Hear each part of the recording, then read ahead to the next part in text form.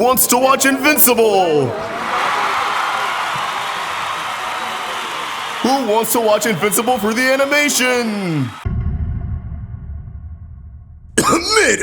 Invincible Season 3 is here, and it's already shaping up to be the best season of the show yet. It really seems like the show is going to be firing off on all cylinders. Except for the animation. If you've engaged with Invincible's fandom in any capacity, then you'll know that everyone's biggest issue with the show is by far the animation quality. It doesn't look bad most of the time, but it very rarely looks great. Point a gun to my head and tell me to name 3 moments of absolute Sakuga, and I'd say the fight in the Adam Eve special, the explosion when they try to murk Nolan, and then, just empty the mag, man. I don't think anyone's ever been over the moon for Invincible's animation, but keep in mind that we had a 2.5-year gap between seasons 1 and 2. Fans of animated action got to experience some fine dining with Arcane, X-Men 97, and just about every popular shonen anime with overworked animators. Now, Invincible's animation is kinda looking like McDonald's. It's gotten to the point where if the internet catches even a whiff of good animation, the default response is, I looked at Invincible inside. They say comparison's a thief of joy, but unfortunately, the internet thrives off hating, and it's not like these critiques are unfounded. There were some wonky shots in season 1. I think we all remember the Mars episode. But then, season 2 came along and somehow looked worse? Like, yeah, the whack CGI was gone, but now the show feels as stiff as a board. I think the turning point for a lot of people was the 2v3 between Mark, Nolan, and the Viltrumites, where this iconic page was tragically animated like a slideshow. It's something you don't think about as much when you didn't read the source material, but imagine looking forward to fights like this for years, wondering how they're going to adapt this page into animation, only for the answer to be copy, paste, and drag. On top of that, you might have heard the phrase, bring back the animators! Referring to the studio that animated these little update teasers for seasons 2 and 3. Animation that is noticeably a lot more lively than the actual show. So what gives? Well, I actually have an answer, and it's one that runs a little deeper than all the budget goes towards the celebrity voice acting. It's an answer that is hidden in plain sight. An answer that may shock you, or at least piss you off.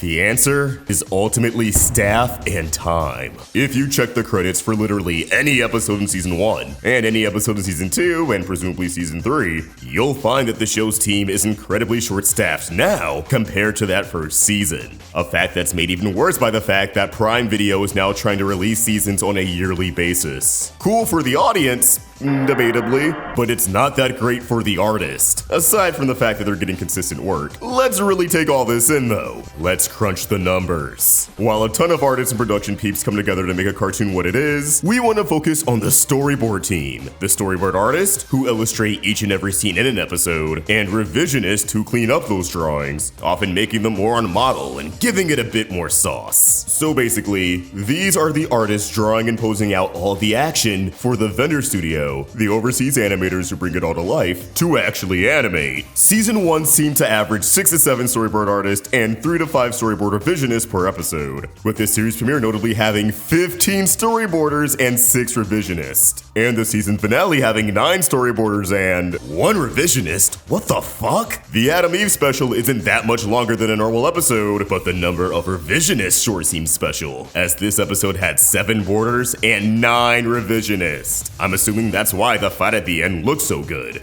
Then there's season 2. Instead of upgrading the team and bringing in more artists, Amazon started to tragically cut back a bit. They bumped up the amount of revisionists ever so slightly, but they cut back on the amount of story artists by 2. Which is wild to me because, using the 2010s era of kids cartoons as a measure, 2 storyboard artists tend to cover 11 minutes of animation. Even if you have a couple more revisionists to spruce things up, why cut back on the number of artists who are creating the template for the episode in the first place? The amount of borders on some episodes is baffling. For some reason, the episode with the most amount of borders in season 2 is episode 5. You know, the one where the entire team eats shit. That has 7 borders and 6 revisionists. Now, I get there's a lot of characters to keep track of when the team's out in full force, but why did this have a bigger team than the previous episode, which had the 2v3 Viltrumite fight? You'd think the battle with the overarching antagonist would take higher priority this season, but nope.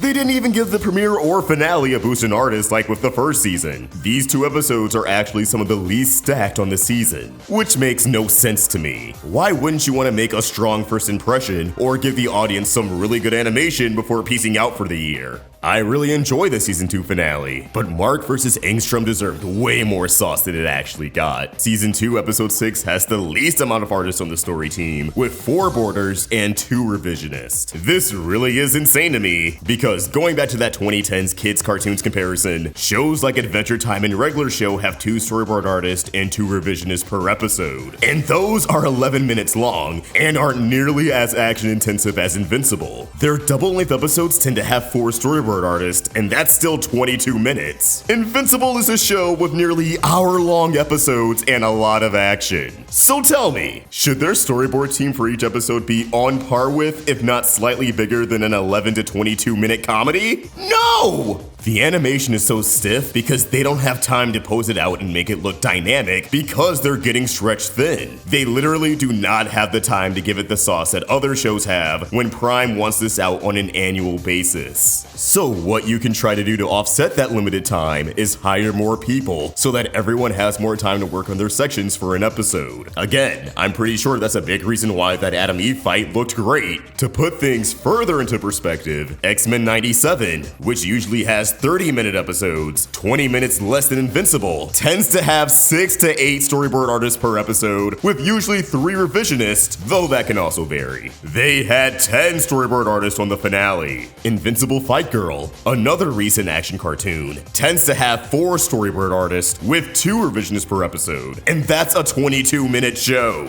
Do you guys notice how all these shows have consistently incredible action? Because they have the appropriate number of artists on board for how long their shows are? Do you see how Invincible is insanely understaffed in comparison? It blows my mind because this is a show on Amazon, a company that has no excuses when it comes to money. They can afford celebrity casting and having more artists on payroll. Now, would changing the vendor studio yield in better animation? It varies. That's something I made a whole video about if you want to learn more about that. But that does bring me to the point, animators. These 2 promo shorts for season 2 and season 3 that have a noticeable jump in animation quality were animated by the talented folks over at Bobby Pills, an 18+ animation studio who you may recognize from Captain Laserhawk on Netflix. Or, you know, gooning. My Butt Hats Off Media made a whole video about that studio. Check it out. People really love how they handle these Invincible shorts, and it's becoming a pretty common sentiment that they should be animating the entire show.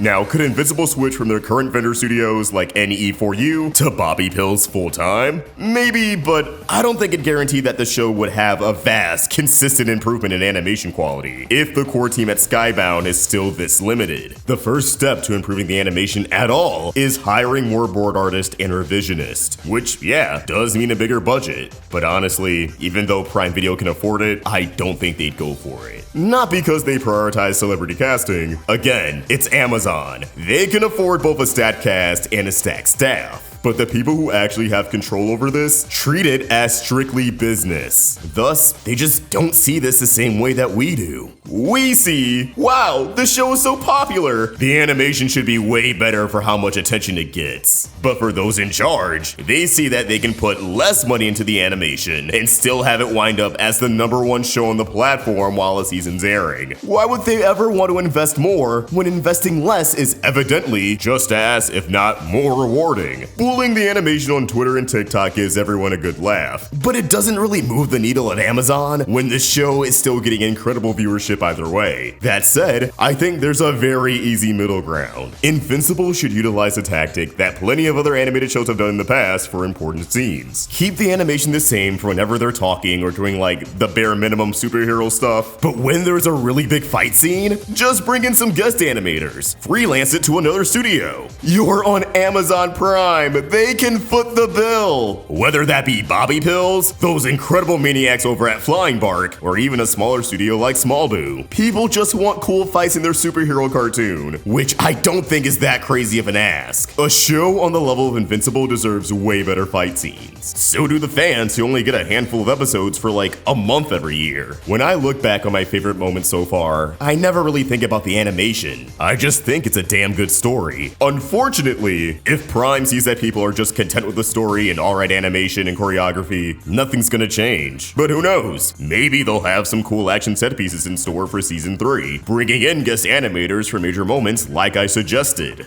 But based on what we've seen so far, I feel like I'm just gonna look at it and sigh.